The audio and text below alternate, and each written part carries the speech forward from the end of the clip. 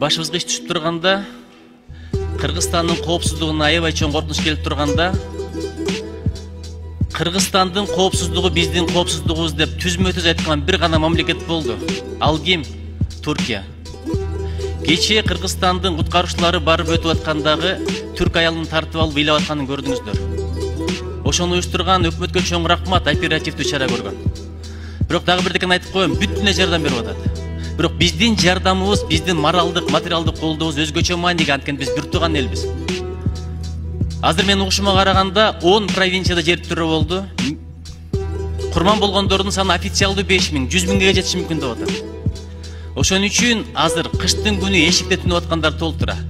Албетте, ураган үйлөрдүн алдында жакындар калгандар кантип таштап кетет? Даяр үйлөрдү берсе да кете албайт алар. Ошого 99-жылы Стамбулда жер тирегенде Кыргызстан боз үйлөрдү жиберген экен. Азыр эң көп керек нерсе чатыр менен боз үйлөр болуп атат. Дээрлүү bizim kardeşlerimiz Türkiye, sizin için şimdi çok üzüntü içindeyiz.